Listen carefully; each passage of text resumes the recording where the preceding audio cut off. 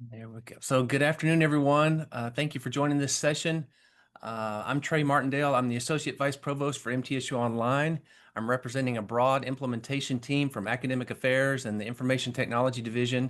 Our new Center for Teaching and Mentoring, which is hosting a live in-person session of this right now. So, we're so pleased to have Helen Wilson from Instructure, the parent company that owns the Canvas LMS. Helen is an excellent instructor and a very experienced trainer about using the Canvas LMS. And so she's going to be with us throughout the year. So she's been supporting us already for several months, and we're so pleased to know her. She lives in Knoxville, so just down the road. So if we need Helen to come visit us, she can do that. So we're so glad to have her. And she's going to give a presentation today for about an hour and a half. And I would just remind our participants, we're glad to take questions, but we're going to do those in the chat. And then those that are related to what she's talking about right at that moment, I may just interject those with Helen so she can address or clarify something. So please do ask your questions in the chat room. If you have questions that are related to the Canvas project, but even not related to what she's talking about, you can ask those in the chat as well, and we'll figure out how to address those either now while we've got live support here or also after the fact as well. So the recordings of the session, great first chat question. All the recordings will be in a link that I'll put in the chat here in just a moment, but you can get to everything we ever talk about from the main Canvas project site, which is just mtsu.edu/Canvas. And so I'll put that link in there, the link to the resources for faculty, and then a link to that actually goes to the Center for Teaching and Mentoring where the Zoom recordings will be hosted. So great question. All right. Helen, I think you can go ahead. We're so glad to have you here, and thank you so much for your time. Hi there, everybody. I'm so glad that you're taking some time out of your busy day to come and learn about Canvas, whether it's your first time or maybe not your first time. I'm very hopeful that you'll pick up a lot of great tidbits, things to do, things to think about as we go over our session here. And as Trey mentioned, this is intended to be a high-level introduction, a general overview of Canvas. I cannot promise that you will walk away from today with a fully built out set of courses. That kind of training will come later. Today is just about getting the tips of your baby toe into the waters of Canvas, whether that's new water or old water.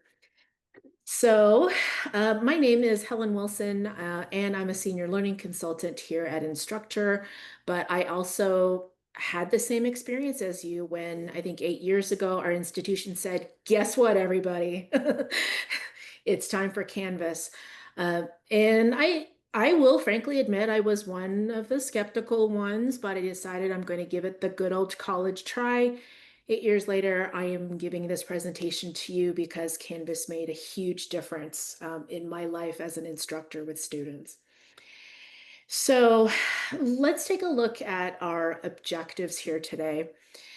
I'm just going to offer some introductory comments about what is an LMS, why do we have Canvas instead of D2L now. Once we have those introductory remarks all out in the open, we'll take a look at some aspects of Canvas. As I mentioned, today is that introduction, and so I'm going to show you some introductory functions you should be aware of that live in a space of Canvas called the Global Navigation menu. Inside the menu that you will always have access to, there are a number of incredibly useful tools, including your account, including the calendar function, as well as the inbox. I'm also going to show you how you can access Canvas support. And to be clear, you are going to have, well, you already have, wonderful support from MTSU in regards to Canvas. You should, of course, go to them. But there are going to be times when maybe it's a little late at night and you need answers now. I want you to know you are still not alone because you have access now to Canvas support. And I'm going to show you where you can locate all of that. Close to the end of our session, I want to walk you through what a built out course might look like. And I say might because a lot of that is going to be dependent on your content, your style. But I want you to have a vision of what it could be So you have that in your brains, living somewhere inside your heart and your soul, as you start to think about what your courses might look like.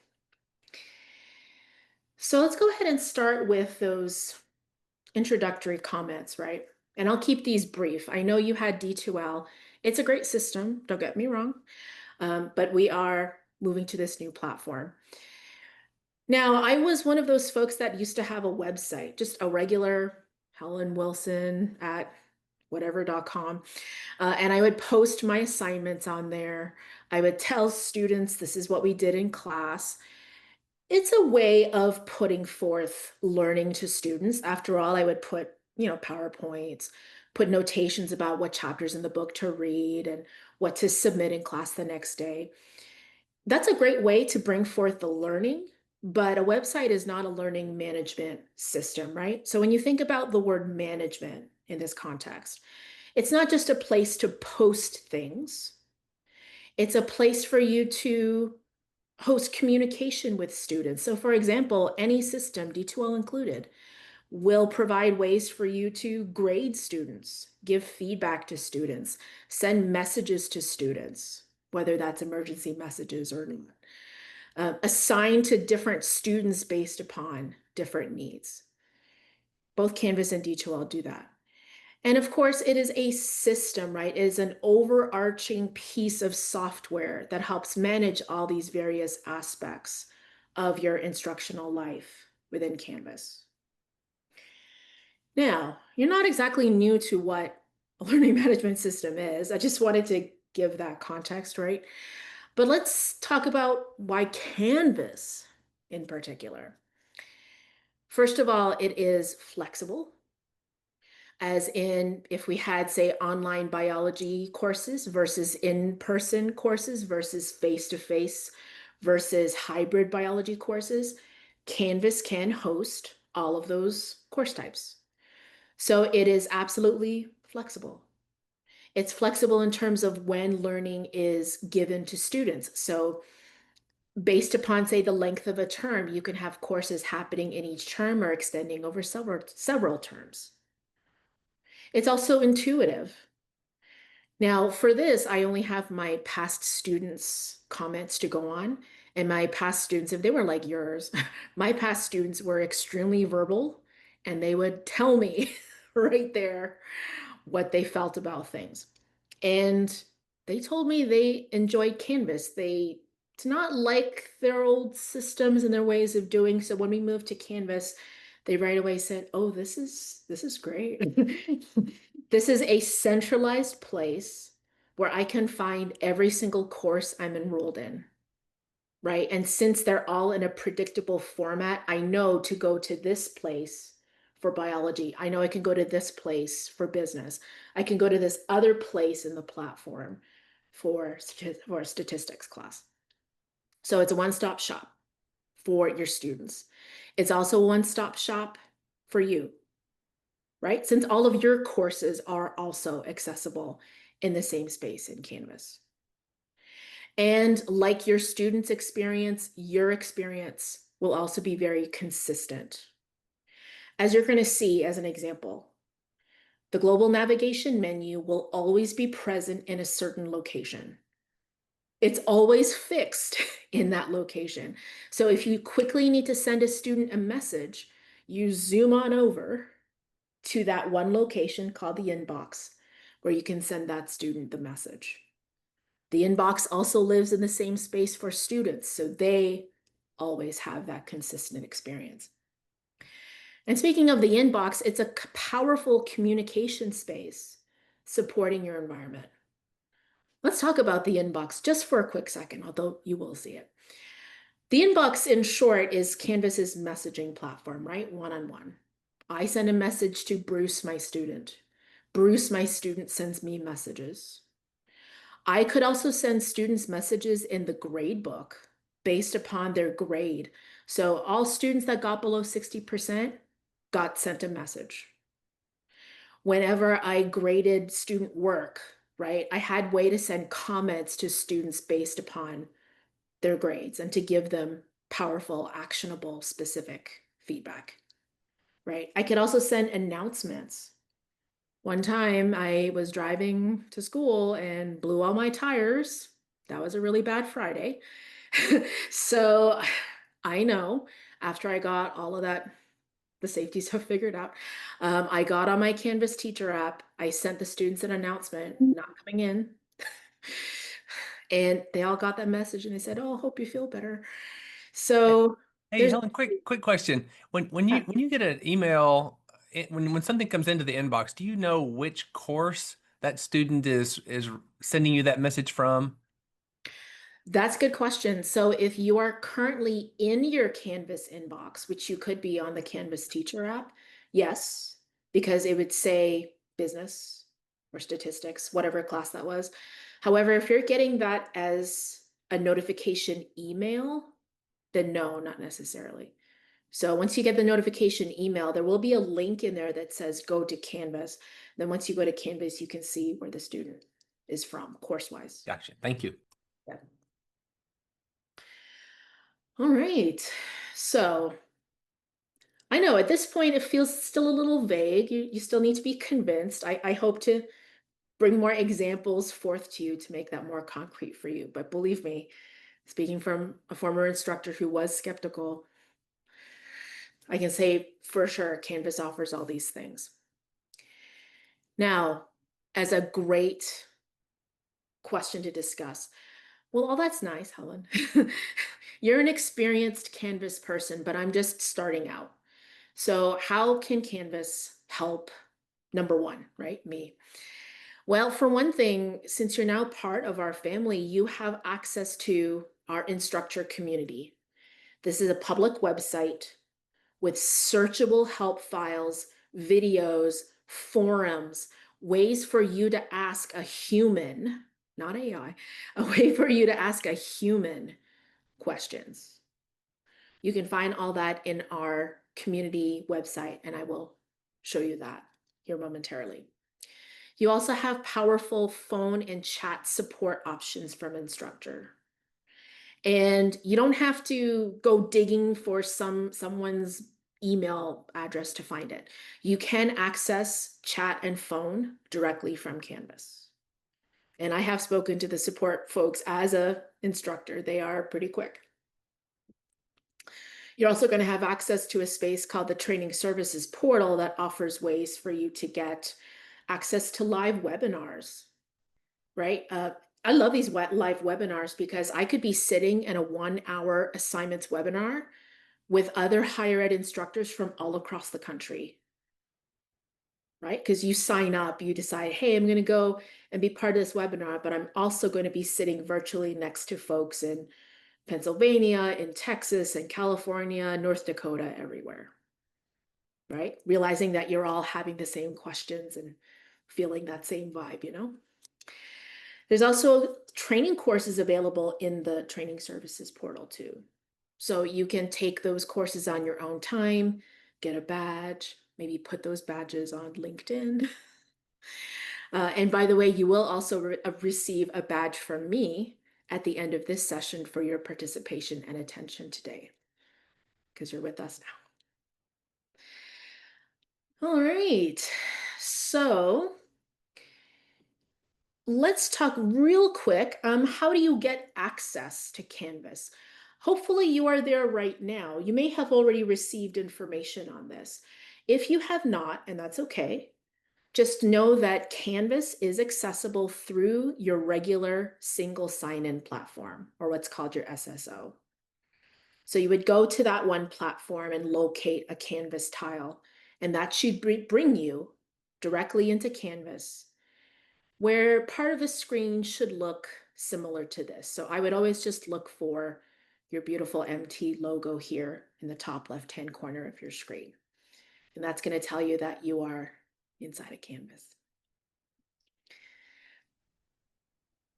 And Helen, you don't need to follow the chat because I know you're thinking about things, but I'm following it and we're making sure we answer those questions there. And I'm Awesome. putting any link that you talk about, I'm putting in there too. Excellent. Thank you so much, Trey. Well, Helen's done a lot of talking about things we haven't seen yet. Well, let's go ahead and show you all the details. We're going to get into Canvas right now and start to take a look at the global navigation and a space next to it. This space is called the dashboard.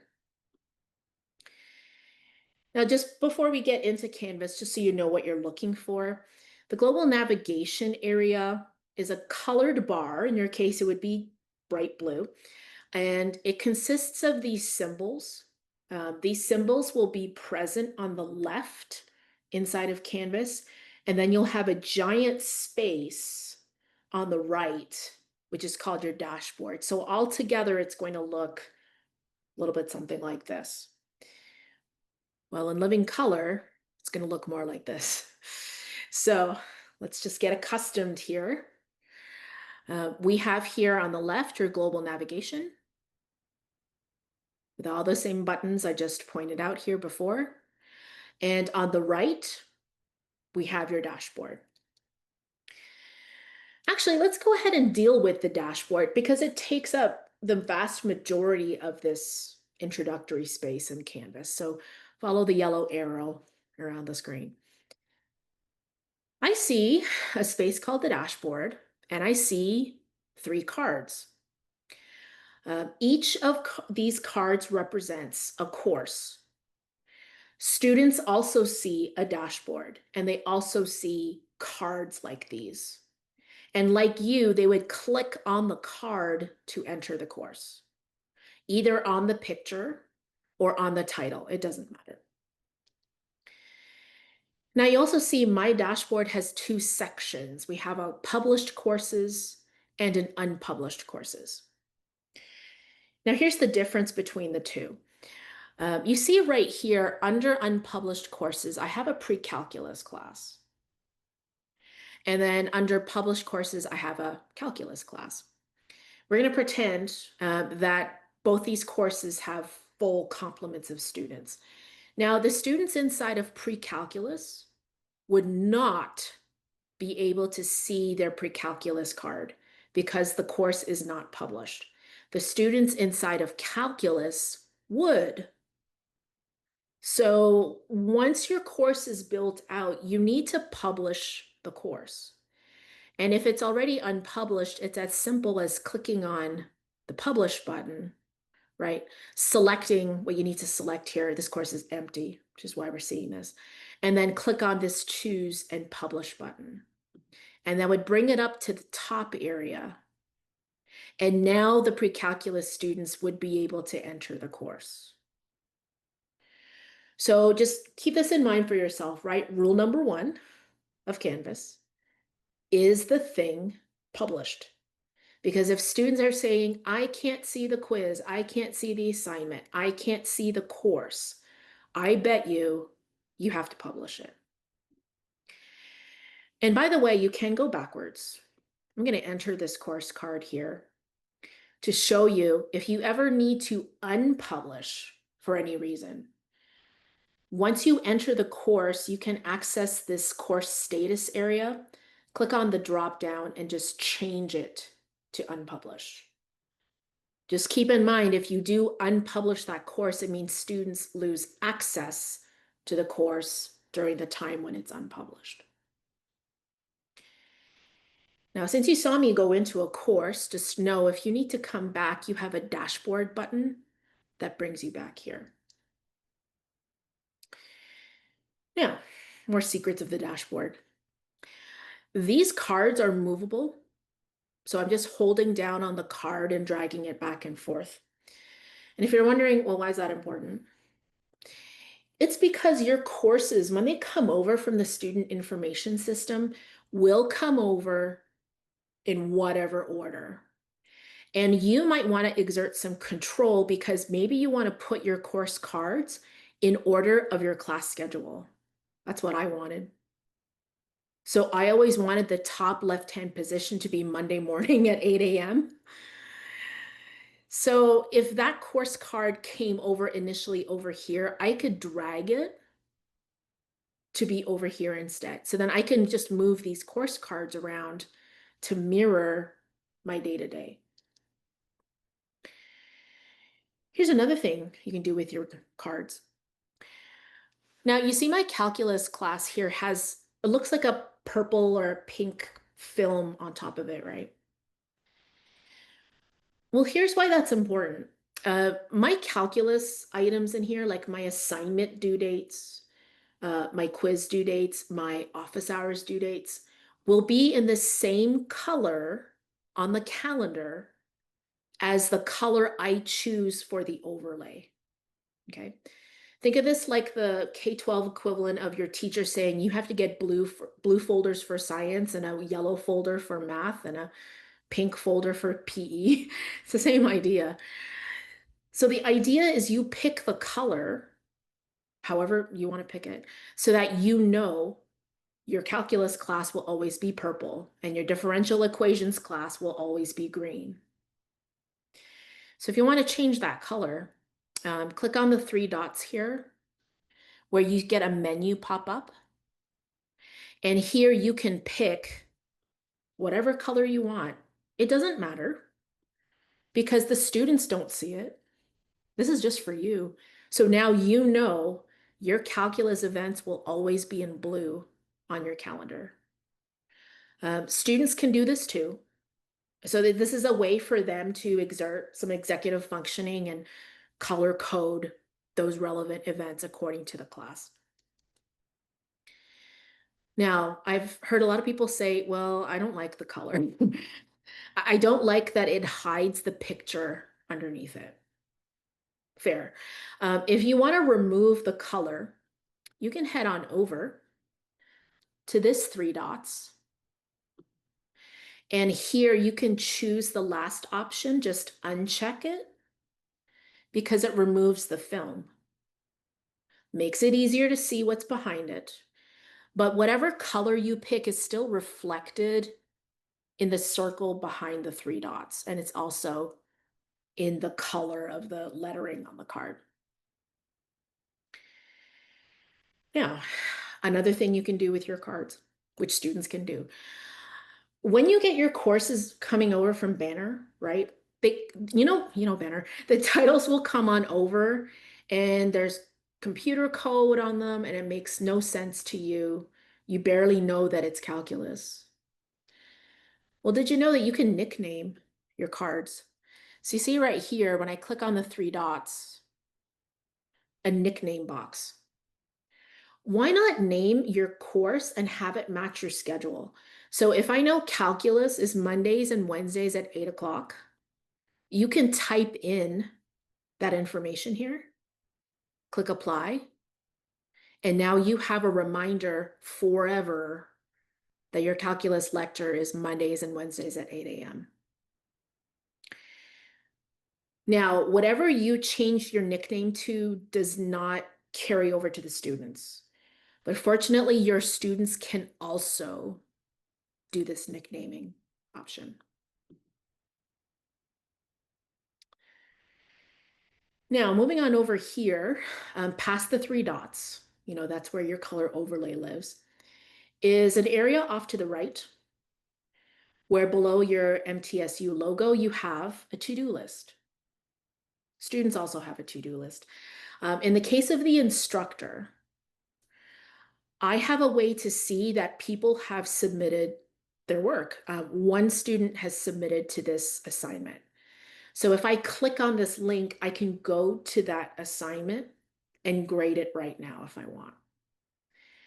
In the case of students, they will also have a to-do list, except they don't obviously see the number. They just see references to assignments, quizzes, discussion boards, as well as events like your office hours will be in their to-do area.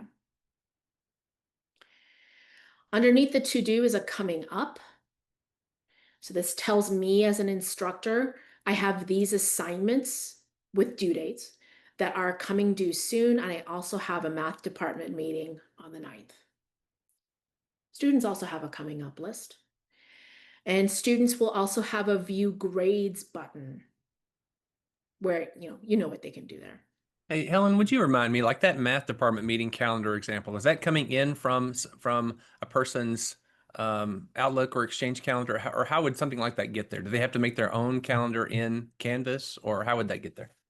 Good question. When we head into the calendar, I'll show you how to create events like the math department meeting, and then they will auto appear here. Uh, Perfect. yep. All right. Now, your dashboard is obviously a really super visual, great functional space. I just want to point out that if you really don't like the cards, you can click on the courses button here and you can see a link going to each card on your dashboard. So you can click on the card or you can click on the link. Both ways will get you inside the course. Okay. Now you also see up here a all courses area. And if you're clicking along with me, which you're welcome to do, it's fine. You see here yet again a list of courses. You also see here the nickname of the course. And right here, an interesting star. And right now, the star is filled in with this orange color. This means that the course is favorited. Favorite courses will be presented on your dashboard. And I say that because if you unfavorite a course, so watch pre-calculus, I'm going to click on the star to make sure that it's empty. I'm going to go back to my dashboard and look, pre-calculus looks like it's disappeared. So unfavoriting courses is a quick way to clean up clutter that you perceive on your dashboard. Now, you still have the class. It's not like you don't have that class anymore. So if you need to bring it back, you can come back to courses, choose all courses, and re-click the star. Now, as a point of warning, because I've been through this with students, students, they just click and they don't realize what things do. So they will do things like unfavorite a class, come back to the dashboard and think, I guess I don't have any assignment. So, as I often saw when I was walking by people's laptop screens, please remind students to have favorite and leave favorited all courses that they have for the current term. Otherwise, they will be under that unfortunate impression that they don't have any work to do. I know you may be laughing at this, but it's true because I've seen it. So that's the function of favoriting. All right, we're just at the 30-minute mark. Shall we take any questions relevant to what we're covering right now? I think you're doing well, Helen. We're going to have some questions about calendar and syncing and things like that when you get to that point. But just for the group, are there general questions about what we've seen so far about the dashboard? You can ask those in chat and Helen, I'll keep interjecting on occasion. So I would say keep rolling. Okay. Well then, let's head into the global navigation area. Remember, it's the bright blue border living over here off to the left. You saw me click the courses button before. Let's go on the opposite side of the dashboard and click on the account button. And this window pops up here. If you click on your account, you may not see your beautiful image here. That's because we have yet to update our profile. We'll do that in a few moments. Underneath that, you have a log out button. Please don't press that right now. And then underneath it, you have several links. These comprise all of the functions you can modify inside of your account. And I think this is your start into making Canvas feel more like home to you, right? This is where you can do some customization and tell Canvas how you want things to run. So let's head into the notifications area first. So if you're following, go ahead and click. Now, no need to answer. How many emails, think about the number, right? How many emails do you get a day?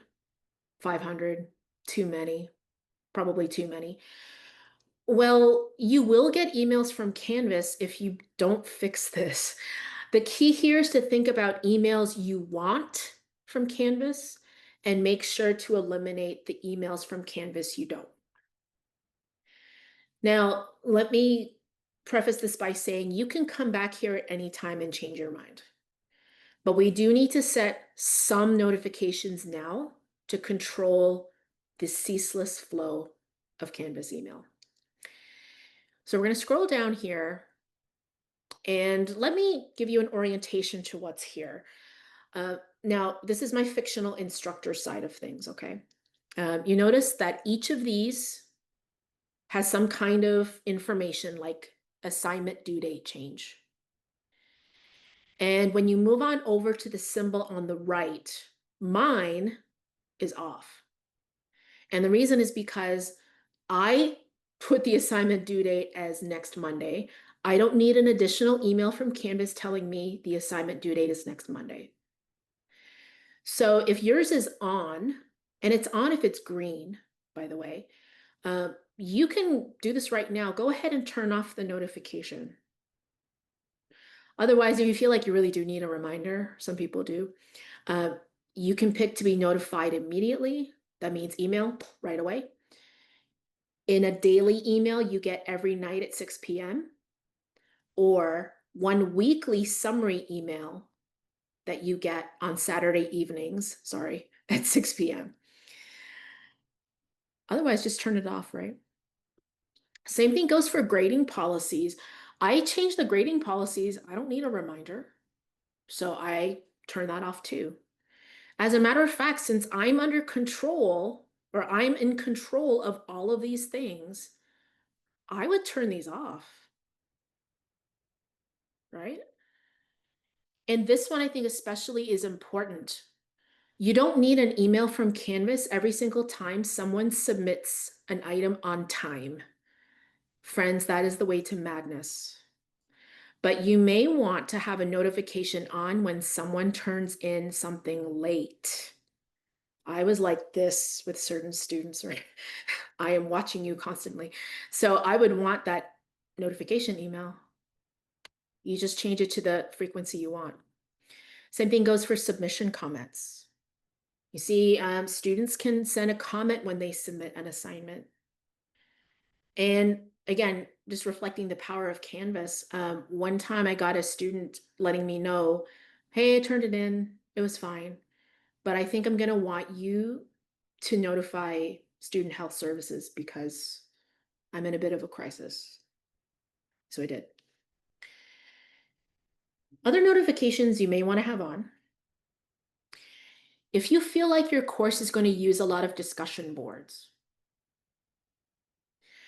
you can choose to have a notification on whenever there's a new reply from a student, whenever you've been mentioned, and they can @ you in a discussion board, or whenever a student reports a reply as being inappropriate. If you're thinking students will be using the inbox a lot, and preview of the future, they will. I would consider having some kind of notification on for when you've been added to an inbox message. So these are references to the inbox. And we'll talk a little bit more about scheduling in some moments, but I'll mention you may want to have notifications turned on for scheduling appointments. I'll leave you here with one last tip. If you're looking at the notification and you're thinking, I don't even know what this means, just turn it off. You can remember, always come back here and turn it back on if you're missing something. So what you're seeing on my screen here is what I would recommend you start with. Now, students in Canvas have free will, meaning you cannot force a student to have a notification on for certain things, but you can strongly encourage them, maybe on the first day of classes, to turn on some notifications. And I'll be happy to tell you what I'd recommend for students here. This is a student. I think students should have notifications on for most of the top due date changes, course content changes, announcements, especially. Announcements to me were important. You will want to tell them you should have a notification on for grading. This is how they are informed that a grade has been posted. Maybe a notification on for submission comments, replies on discussions, and then whenever they're added to conversations. I just recommend the first week of classes for this because frankly, that's when you know you have their full attention. All right, I was moving gonna, I was on. going to wait till you finish that part, Helen. I Yeah. think what we'll do is what we may take that notification video part that you just did and make that its own little clip so people can say, "Oh, this is what I should do with notifications." But could you send me also just maybe like a 1 or 2 page PDF of what you just recommended for notifications? I think that would be helpful, and we can publish that to people as well. But we may also take Yeah, like 30 seconds of here's what Helen recommends as an introductory instructor for notifications. We can talk more about that. But anyway, that's useful. yeah. All right, so from your notifications, let's take a quick look at your profile as an instructor. This is where your beautiful face will be part of your profile. So if you see just a gray silhouette, go ahead and click on where it says Edit Profile Picture. Right here, you can upload a picture from your hard drive, or after the Zoom, you can take a picture of yourself and make that your profile. So just a word of warning, there is a lag. Your photo will not instantaneously appear. It takes a minute, but it will eventually appear here. Over here on the right, you have an Edit Profile button. Optional. Okay, you don't have to fill this out, but students can access your profile. You might as well should give them something to read. In this case, you can add your biography, maybe even a link to your CV, right? A link to your website that lists your research. Actually, while we're at it, we could just put a link maybe to your research website here, so the URL can go here and the title of your website can go here. I've also seen instructors put their LinkedIn here. So they just put LinkedIn as title, and then the public LinkedIn profile goes here. And then make sure to save. A quick look over here on settings. Now over here on the right, you will see your MTSU email here, and then a button that allows you to see what you are able to modify. And if you have a drop down, it means you can modify it. Now, just a quick word about the language. Because students can also do this, they do fiddle with their Canvas. If you or a student changes your default language, it does not translate all of Canvas, like rest assured, especially if you're a world languages instructor. If I change this to German, right, for example, I would see all Canvas specific terms like notifications and profile would appear in German, but it would not translate, for example, quiz questions. Just the Canvas specific terms will be in that language. So you can feel free to click on update settings to save your changes there. And finally, let's take a quick look at files. Now, you see here some file folders. I have a folder for each of my courses. I also have a folder called My Files. This is a place for you to stash some small, high value items that you feel like you always need. Um, I was a chemistry instructor, so guess what lived here, right? Periodic table. So if you want to add a file here, click on Upload. You can click on the spaceship once you see it. Search your hard drive. Here's my syllabus, for example. And then now it can live here as a backup in case I lose my calculus syllabus. Now, don't get too excited. This is not meant to replace SharePoint. You don't have a lot of room. So just choose small but important items that can live here. All right. Um, those are, I think, the first four, the most important items to take a look at soon. Down here, just so that you're aware, you can turn on a high contrast UI. Brief anecdote about Helen. I have been wearing glasses since I was 8 years old. I need contrast on things. If you're like me, you're going to want to turn on high contrast to help you out. This allows for a border to appear around things. For example, the border that you see around the search bar does not normally live there. It's there for me because I have high contrast on. Okay. If you need to have this accommodation for accessing your world through a dyslexia-friendly font, you can also turn that on for yourself.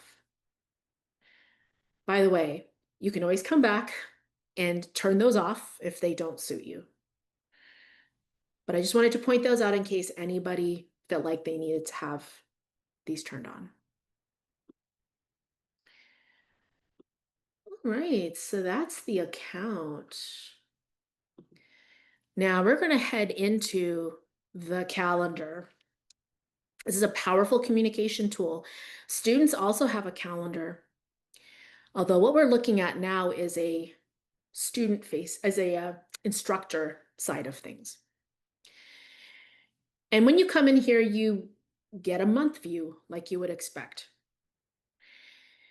Now, before we head into what's here and what to do with it, I just want to point out that over here, under the calendars dropdown, is a list of calendars. You get one calendar all to yourself. It's going to have your name here. No one will see the events on this calendar except you. So you can feel free to use this calendar for your dog grooming appointments, your kids' play dates, your personal appointments, whatever you want. You also see next to the calendar a square, and right now my square is in light blue. Well, take a look at this dog grooming appointment that I have right here. It's also in that light blue color. That's the power of color coding. And watch what happens when I click the square. If I clear it out, the event disappears. But if I click back on the square, I bring it back. So this is the calendar's equivalent of, you know, how in the dashboard you can unfavorite things. It's kind of the same idea. So I can clear up the clutter on my calendar by clicking on the calendar square. Just be aware that students can do this too. Now, if you don't like the color, because Canvas does auto select one for you, you have over here a 3 dots where you can pick a different color. So I'm going to pick this really bright fuchsia, just so you can see that all of the events change accordingly. Now, besides your personal calendar, you have your own academic calendar. And to be clear, you have one academic calendar for each course card. So on my dashboard, I had calculus and pre-calculus, right? So therefore, I have those two academic calendars. I do happen to have one for my sandbox, but right now it's off. All right, so heading on back to the main space here. Actually, we'll start up here. We can go back and forth between months by using the arrows. It works how you think it works. You have here a today button. Just click on the button and that brings you to the events for today. You also have here different ways to view your calendar. Now I say this because, you know, right now I just have 3 calendars on and I mean, it's fine. It's clear. I can navigate. Imagine what this looks like with 8 calendars on. It's a lot of events. So if you want to manage it, click on the week button and you can see events just for the week. Or actually, a lot of students like this, or so they would tell me, there's an agenda view. So this just removes that month view entirely, and I just get each event as a simple link. Makes it easy to navigate. Now over here in the top right-hand corner, you have a mini month. Anything that has a dark border around it means that there are events and assignments associated to that date. And over here under undated, because I feel that the question is about to come if it hasn't already, you have here a link called calendar feed. Now, your Outlook users, you can bring forth your Canvas events into your Outlook. However, it does not go the other way around. So it is a one-way communication of events from here going to your Outlook calendar. Now, for this to work, there is some setup, and I'll just be upfront and say I do not have an Outlook calendar, so I can't show you every single step here, but I can show you how it starts. If you want to have your Canvas things to talk to your Outlook calendar, first click on Calendar Feed. So we're going to follow the directions and copy the whole link. Here you can do Command C or Control C, copy it. And then you would follow instructions in Outlook to import an external calendar into Outlook. Now, because I figured there would be questions about this, here is our community help file.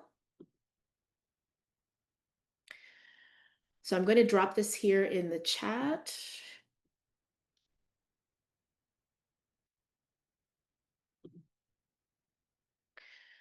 I have no doubt that IT would assist you, or anybody on the MTSU Canvas transition team would help you with this process too. So just realize, to Outlook, Canvas is external. So that's why you have to import an external calendar. All right. So let's take a look at what's on Helen, the if you don't mind, I'm sorry, because I'm local in the classroom with everybody and I'm on the Zoom answering questions. So if there's an echo, I apologize. No worries. So when you do this one-time sync, does that mean that anytime that a new event is created or updated within Canvas, that it would automatically be reflected in Outlook? Correct. Okay. Thank you.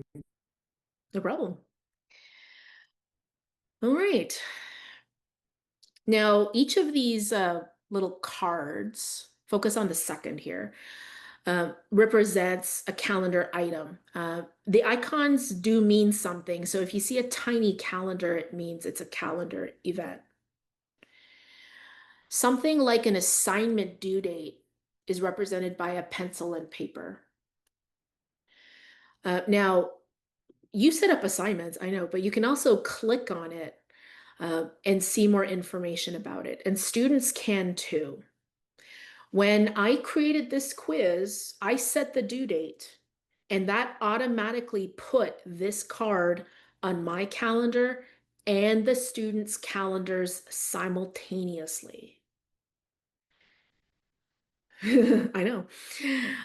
And whenever that student submits that item, it crosses off for them.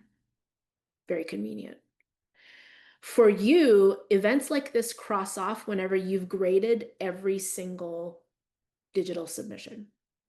So you get a cross off, they also get a cross off.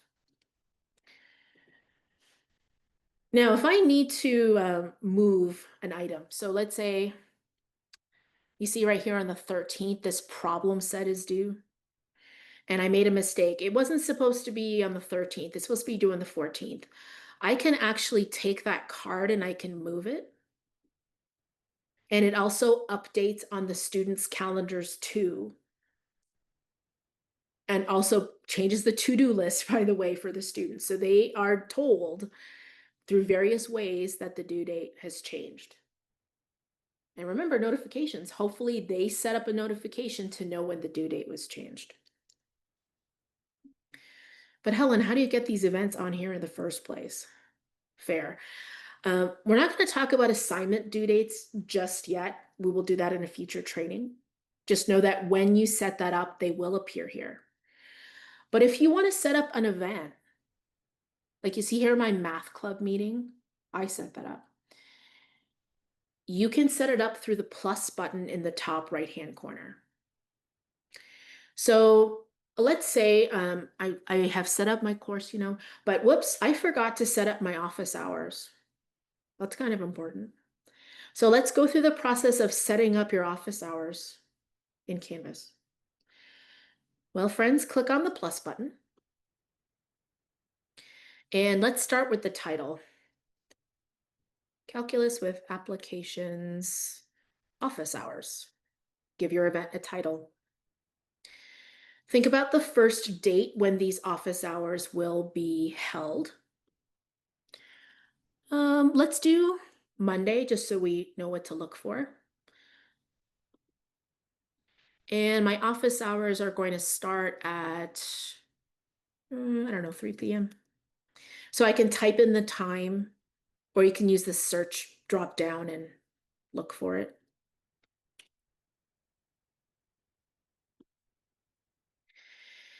Now, I'm sure that your office hours are set. So they're every Monday, 3 to 4 p.m. So we will want to change the frequency. So I see here there is a weekly on Monday. You can choose that. Or what is more common, what if your office hours were Mondays from 3 to 4 and Wednesdays from 3 to 4? Well, let me show you how to do this with much less clicking than the alternative. So if that's true for you, right, if the time, start and end date is the same on all these days, choose custom. So when you get to custom, we're going to repeat every week, and we're going to make it repeat on Wednesday. So this is the setup for if your office hours always start at the same time and end at the same time, okay? If on the other hand, Mondays it's 3 to 4 and Wednesdays it's 11 to 12, you're going to have to do each day separately. So Monday to Wednesday, and then I'm going to have it repeat for the next 17 weeks. And then I hit done. Now, location. This can be a Zoom link if you happen to do these virtually, or a Teams link, or it could be a physical place.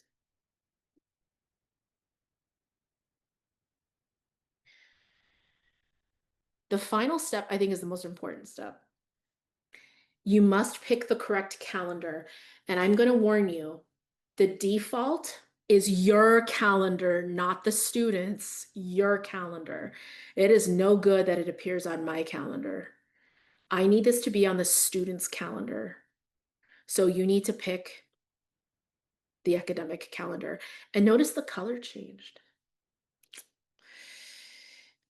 Now I hit submit. Remember, it was Mondays and Wednesdays, right? So here's that first office hour.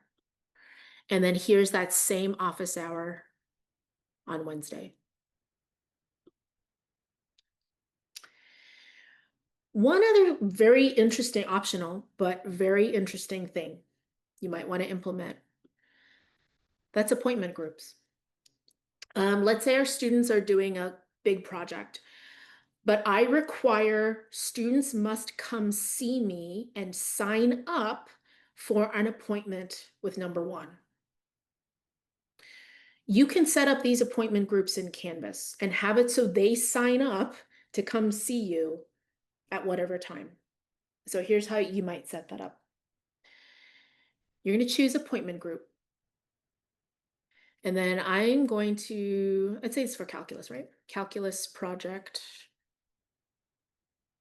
appointments. Type in the location, could be on Zoom or Teams or physically in a room, and now pick the academic calendar. Now, these are by nature individual appointments. If you have groups set up, and we may cover groups in a future training, then you can click on this box for sign up in groups. Let's fix the date, right? So my first appointments are going to start, let's say on the 21st. My appointments are going to run from 1 p.m. to 4 p.m. So this is the range when students can sign up for appointments. And now I'll choose how long each appointment is. And I want students to come see me every 15 minutes. So when you click on go, all the slots get made. And now tips from someone who's been there. Please limit the students. You know you're going to have students that sign up for every appointment if you let them. So check off this limit participants to attend one appointment. And I would even limit time slots so that to ensure that you only get one student per 15 minutes and not 5 students coming at once. So when I hit publish, give it a minute. Remember I said the 21st? So now I see all of these faint blue cards, which means my appointments have been saved and they're available. What's it like for students to sign up? Well, I'm going to show you. Here's Bruce. Bruce goes to his calendar. He has a new button called Find Appointment. So he clicks on it, and that's the key. He has to click on Find Appointments. And now on the 21st, all these new appointments are available. Bruce decides, all right, I'm going to go see her at 2 o'clock. So he clicks on 2 p.m. and then chooses reserve. Reserved. And so now on his calendar, when I refresh, he's going to have a new appointment here for the 21st. In the meantime, here's our instructor. Remember, it's the 21st. 2 p.m. is now clearer to read. Tells me that somebody has signed up. And when I click on 2 p.m., I see who signed up. You can even send them a message. So that's how you set up those events. Oh, and we're right at 2 p.m. Let's pause here. Questions about the calendar?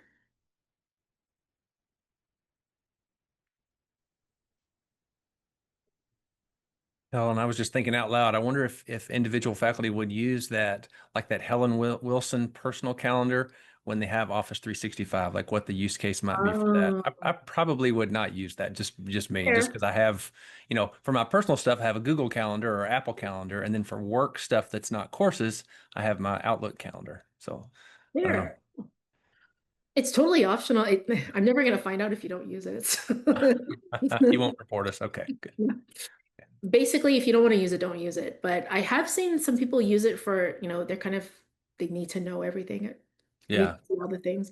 So Yep. you can use it or not use it. Yep. Gotcha. All right. Let's zoom on over into the inbox. Again, I'm on the instructor side, and you see this little number 1 here. In my case, this means I have a message a student sent me and I haven't looked at it yet. So let's go see what the student said. So your new items come on over with a blue dot to tell you, hey, you need to look at this. It came from Bruce. And I can click on it to see. You see, initially I sent an appointment. I sent a message, hey, don't forget your problem set is tomorrow. And then he just sent a message back. I'm struggling with this question. So you're going to see that most recent inbox appointment up at the top. Now, since he asked me a question, can I come by office hours today at 1:30? I have here a reply function. So just look for these arrows pointing to the left where I can click on that arrow to go ahead and reply. Now, because Canvas knows everything, it tells me what class he's in. That's helpful. So here I can go ahead and type my message and say, "Hi, Bruce. Yes, that sounds like a good idea." Feel free to type in your message there. Or if you're feeling spicy, or if your hair looks good, right? You look awesome. You could add a audio or a video comment. Now, if you have a pre-made video, you can drag it. And by it, I mean the file. You can drag the file here, or you can record it.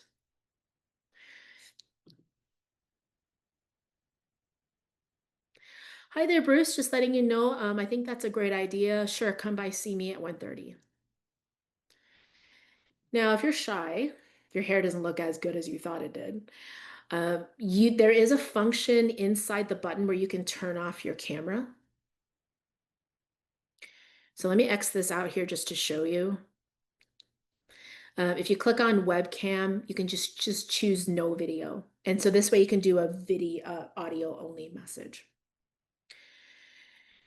Now, besides adding that personal touch, I've seen a lot of instructors share with me they like the inbox message to send students just an initial welcome to the class message.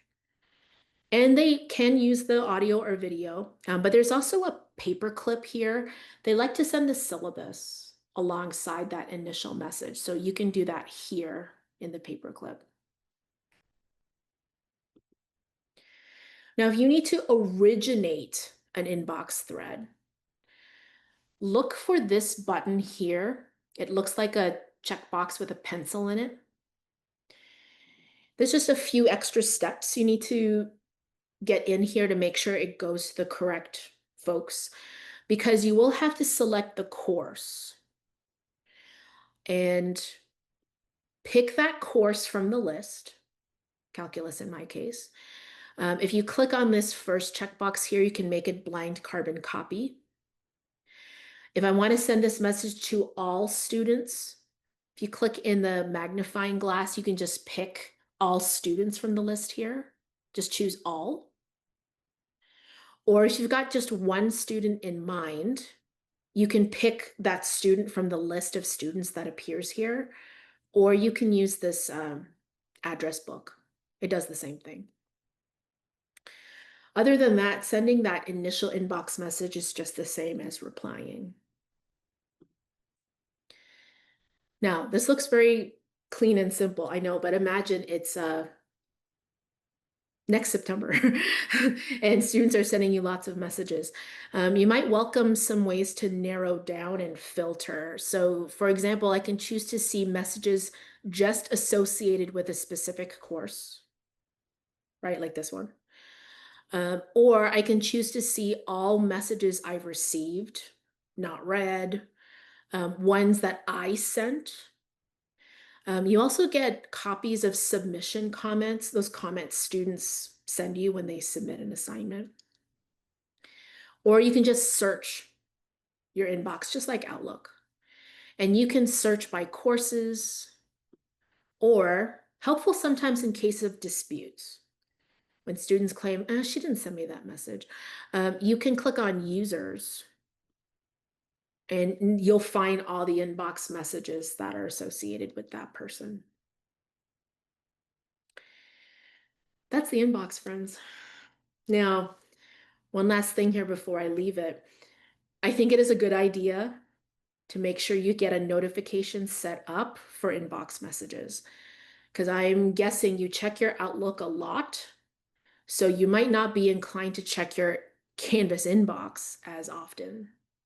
So if you get a notification set to your Outlook, you don't have to check your inbox so much. All right. That's our inbox area. Let's take a look at comments very briefly. I've been told D2L has something similar to this. The Canvas Commons is a repository of learning objects. MTSU is going to use this to help push out, say, templated assignments and items that you can incorporate inside your own courses. Right now, you can search the Commons. And this can be helpful for folks that are singletons, right? I'm the only person in MTSU that teaches differential equations. I don't know what other differential equations instructors do in Canvas. So what you could do is you could try to search and see what other instructors do. And these are all learning units. Here's a full course even. Assignments, quizzes, here's a quiz. Here's a document, here's an assignment. So I could make use of resources that others have chosen to share. Now, before you get too excited, because I know this is great, right? I don't have to do as much work as I thought. Make sure you look at them. Sometimes it looks great. Like I would want a course on differential equations. It saves me from having to build it. But make sure you look at it. Remember, right, this reflects another instructor's brain. This might not be how you choose to instruct the course. Make sure you click on the links too, right? And make sure that it reflects what you would actually teach, because there is no checking. No one is checking to see whether these items are of quality. So we are relying on you to determine if this is of sufficient quality for you to use. Now, if you do decide, I'll just pick something at random, this quiz or assignment. If you decide this is for you, you can click on Import Download and pick a course to import that into. And once you get that copy, it is yours. You can modify it, you can change it, you can rewrite it, you do whatever you want with it. And there may be changes coming to the MTSU Commons because we're deciding on what to really do with this space. But for now, anyway, this is what you can expect to see. And now the help area. Remember, the global navigation is always there. So if you need help right this second, you just click on that help button. There's no shame in doing that. You see right up here at the top, you have a link where you can talk to Canvas support. It's 24/7, 365. If you want to talk to somebody at Canvas on New Year's Day, you can. And it's going to be in the form of a web form chat, right? A window pops up and they type a question and you type an answer. You also have here our Canvas support hotline and also a great link to MTSU's own help desk. You also have here a search the Canvas guides. And if you click on this link, don't worry, it's fine. It brings you to the instructor community. If you remember from before, this is that huge public website full of resources for you to use. Now, there's a number of approaches as to how you might want to use the community. There's just the search. How do I create an assignment? And right up at the top is one of our help files inside of our instructor guide. So you can click on it. Here's a great video about that. And then the steps are outlined below it. You also see here on the left a list of related help files. So at whatever point in the future, when you've got a little time, feel free to explore what's here. Or you can do this approach. If you scroll down just a little bit, go to Canvas LMS And you have another way to get help. Here you can ask a question of our community experts. Here you see some new user resources. If you are feeling, a little raw about this, the Canvas Basics area is a good place to investigate. There's also a great getting started space for instructors. Over here on the right, you also have all of our guides grouped by role, and you're going to pick the instructor role. By the way, I know you have 5,000 things to do every day. You did not ask to be a Canvas expert on top of everything else, I know. So feel free to direct students to the student area of the guides. So they have their own space as well as student-specific resources that live here. So maybe as part of your initial inbox message or your part of your syllabus, maybe you could add a link to the Canvas student resources so they can start to learn how to help themselves.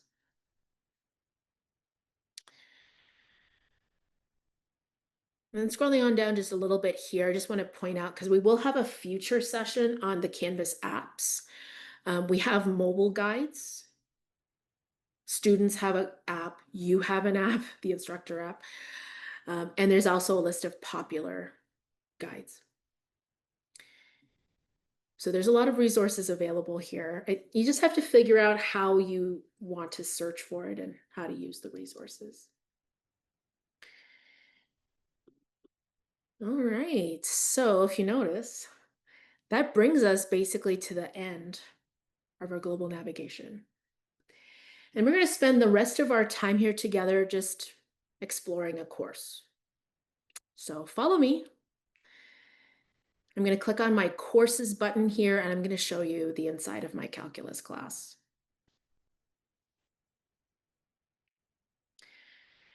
So notice that global navigation is still here, but the rest of the space is occupied by what we call the home page. Now, on the left of the home page is a bunch of links. And I'm sure you noticed that some of these links have a crossed out I, and some of them don't. The items with a crossed out I are deliberately being hidden. Now, as an instructor, I can go to any place I want. It's my course. But students will not know that there is a people space. Students will not know that there is a collaboration space. And I tell you that because students should be able to get into a Canvas course, find their lesson, find their resources, do their assignments, and get out. We don't want them clicking through links and getting lost. So that's why we hide certain items on purpose. But Helen, my students are doing discussion boards, okay? How are they going to find discussion boards if I hide the discussion space? Good question. Boundaries, right? The discussions area is for me to organize my discussions. But my students will find everything in modules. So during the first few days of class, Helen, your student says, where do I find the assignment? You say modules. Helen, the student says, where's this week's discussion board? You say modules. They'll get used to it. Helen, the student says, where's the quiz for this week? It's in modules. They will get the message that everything they need is in modules. So we're going to head into modules here so you can see how that course is set up. But that's also why we keep this open. Okay. Now, on the rest of this page here, I have my home page. Think of your home page like it's your welcome mat, the one that sits in front of your apartment or your house. Happy fall, right? Happy Halloween. calculus. This is the space where students get that first orientation or overview of your course. So there's a banner. Maybe there's a course description, your office hours, your email, a link to the syllabus, maybe. And then you can have some buttons. Students can click on the buttons to go to modules. And right above my homepage, you see here I have an announcements area. The announcements also lives here. But this is a great way to make sure that your most recent announcements are visible on the homepage. So when a student clicks on it, they can see the welcome message. And then over here and off to the right are some buttons. All of them are for you, not for the students. The course status, where you can change the publishing or not publishing. And then a to-do and a coming up area just for this course. Students also have this too. Now, from your homepage, if you're ever curious to know, what does it look like from the student side of things? Good question. You have here a view as student button. And when you click it, you can truly see that resource from their eyes. And you notice that my list of links on the left, the course navigation, looks a lot smaller than it was on the instructor side. You want to have as few links on the side as possible, less places to get lost, less questions you have to answer about Canvas when they should be asking you questions about anthropology, right? Now get out of the student view by clicking on this button in the bottom, leave student view. And you're brought back to your instructor side of things. Now you may be looking at my list of links and thinking, okay, so I get it. I get why we're hiding certain things, but how do I hide certain things? It's a good question. So you're going to head into your settings down here, which brings you to the back end of your course. And the first tab that is selected is the course details. This is actually where I changed the picture. It's really helpful for your course image to reflect your content. So I obviously chose some integrals for calculus, DNA for biology, right? A stack of books for English literature, you get the idea.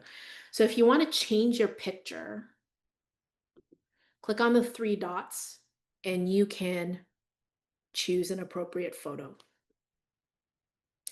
By the way, students can't change that photo, so they are stuck with your choice of photo. And Helen, when you went to those settings, that's settings just for this course, right? Correct. It's not global settings. And there was a question too, is there a class progress feature where you can essentially see kind of how students are doing through the class, how much they've completed, something like that? Besides the gradebook, inside of modules is a button called View Module Progress. If you've instituted a feature of modules called requirements, and we'll go over that when we have that training, you can check to see where everybody's at. So you can see, oh, Helen did this module, this module, this module, but she's stuck in module 4. And so that's assuming you attach something to that module that indicates they've completed that. So yes, and yes, Nate, that's coming. More advanced training coming. Yep. Now, as you skim the rest of your course details, don't be alarmed if you can't change everything. To be honest, you shouldn't change that much back here. But I will point out, if you want the most recent announcements to show on the homepage, this is where you turn it on. So you must make sure you have a checkbox. If it's not checked, just click on the box to make the checkbox appear, or check mark appear. I would recommend, though, please don't pick 15 announcements. Just pick 1, maybe 2 announcements max to appear on the home page. Okay. So it lives right here. And why is that, Helen? Does it just get to be too much after a little bit? Yeah, if you pick 10 announcements, all 10 of the past announcements appear on the home page, stacked on top of each other, and then the home page is on the bottom. It's just a lot. Yeah, got it. Yeah. All right, and then make sure to save your course details here. One other thing you might want to consider, click on navigation here. Here is where you can determine which links are visible. So if you take a look at my screen, except for home, uh, the order of the links is exactly reflected, right, inside of this table. If you want to hide something, so let's say, I don't know, I want to hide Zoom because we're in person. You can hold that card. So I just press down on it. Imagine this is like a handle. So hold the handle and drag it down to the bottom table because everything in the bottom table is hidden. So along the same lines, let's say we're going to use this advanced feature Lucid in class. I'm going to take that option, hold it by the handle, and drag it to the top.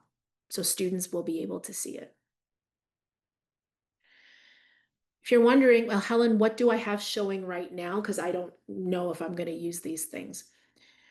I recommend you have the following showing at a minimum. 4 things: announcements, syllabus, modules, grades. That's it. Now, if you also teach online, yes, of course, you're going to put Zoom up there. I have no doubt. And if you decide to use more advanced features that live down here, you can always put them back up on that top table at any time. Now, very important. Make sure to save or you have to do this all over again. And now that whiteboard that you saw me move is now visible to students. So that's a quick introduction to our course settings there. I promised to show you modules, so let me go ahead and do that. You heard me say, tell students everything is in modules. Yeah, and that's exactly how it should be. Think of a module like a folder. I literally think of a manila folder that opens and closes. Except this is accordion style, so it's opening from top to bottom. I have here a digital folder that represents my welcome resources. So I put a page about me, a course overview page. My course syllabus could be put here if you're not putting it in the syllabus area. You can add files. This is a PDF. You could also use a PowerPoint, right? PowerPoint, Word documents, Excel spreadsheets, you can add them here. You also see in my welcome folder, I have sections. So I have a course information, and then I have a course resources. I even have here a page on how to navigate this course. And I also have here a Q&A discussion board. And I leave this kind of thing as optional, right? So if you have a question about something like deadlines, course content, I'm asking students to go ahead and put a reply here, right? They literally click on reply and type their message or use any of these tools to make their discussion reply more interesting, and then they hit reply. That's an example of an ungraded discussion board, but discussion boards, of course, can also be graded. Here's an example of an academic folder. I have chosen units, but you don't have to. As a matter of fact, I would tell you, true story, my students would tell me, please don't use units anymore. Can you do weeks? I would recommend you go by week. If you are not sure, go by weeks. So you have a week 1, week 2, week 3, week 4 folder. In the same way, I have made sections. So I have an introduction section. The content lives here. Here's a link to our textbook. Here's where I've put assignments. And then here's a page where they can find out what's happening next in the course. Hey, Helen, rather than calling those units or weeks, why wouldn't you just call them modules? You could. I just chose the word unit, but you Because could. it says module, right? The Yeah, downside to using weeks, of course, if you're teaching online or maybe even otherwise, is that's at true. one time it might be an 8-week course, another time it might be a 15-week course. That's So true. week one might not apply to the way you offer it in the future. Or if you're offering in the summer, it might be a 5-week course. Right. Right. And so I think this is a great argument for Canvas's flexibility here. Like you're right, you don't have to call this modules or weeks. You can call it chapters, you can call it themes, you can call it Mhm. ideas, prompts, Adventures. adventures, whatever you want. It doesn't matter. The key is to be consistent though. So That's great. don't start out with adventures and then in the middle of the semester you switch to units. That's very confusing. Yep. Quick tour here of some of these items. Here's an example of a page. A page in Canvas is just information for the student. You can have links that go to assignments. You can also use a page to put forth content. This has content on it. I have images here, but you can have video. You can have embedded Microsoft documents. You can embed your PDFs here, however you do it. And then right here is an example of an assignment. It's already been set up as one. I see that I made the directions, so I know here's the directions. Students will also see the directions and they'll also see the rubric as well as the due date. And my student already submitted, so I can go into our SpeedGrader interface and take a look at his work if I clicked on the button. And just so that you know, for students, it does look a little different. So here's a student, right? I'm going to go ahead and show you that same assignment just so that you are aware it will look different. See? So they'll see the directions, the rubric. There will be a button here they click to submit their work. And this student already submitted, so he can see the work he submitted is here.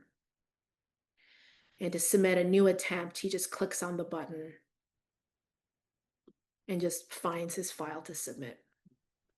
Hey, Helen, would you talk for a moment about file size limits? I think there's a limit for like the size of the course for the instructor, the quota Yes. they have, but then about if there are any limits for the file sizes that students submit to the course. Great question. The good news is that student submissions do not count against the course. Yep. Now, just be wary because I've known STEM instructors. You are guilty of this. You will put all of your videos in a Canvas course. Instructor submissions, like instructor storage, does count. Okay.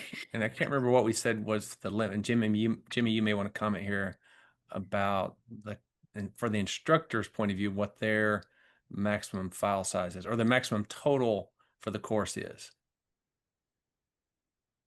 We can for, see in but settings. for assignments submitted by the student, they're I want to say literally, but they're in practice, there is no limit for the assignments submitted by the student. The student submissions, again, don't count against the course.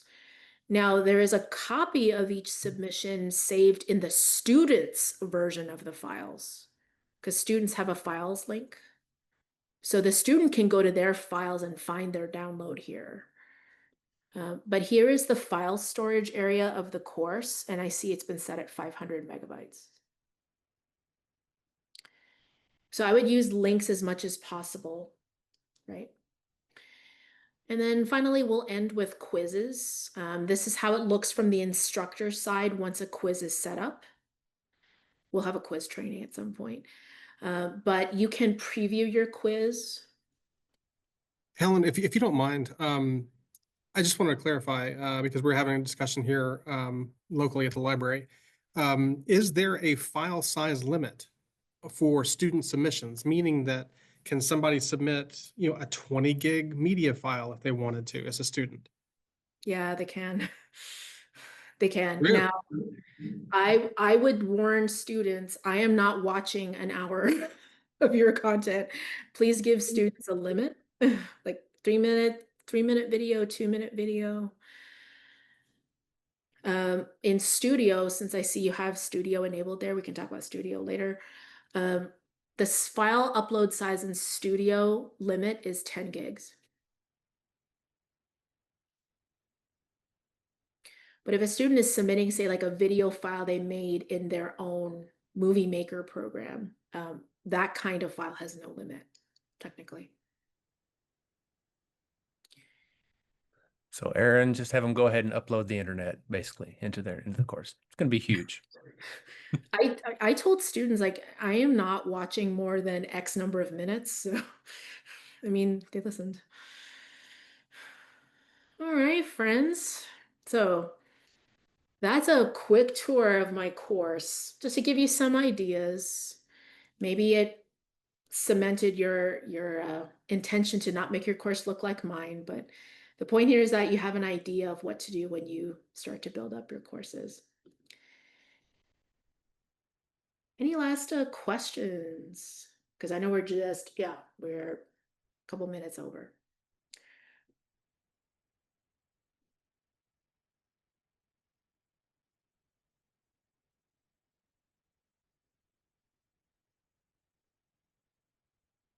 I think what we'll do now, Helen, is we'll stick around. I'll stop the recording, but we'll stick around for a little while just to answer questions and just be here until it clears out. So thank you so much. This was very useful, very clear. Thank you.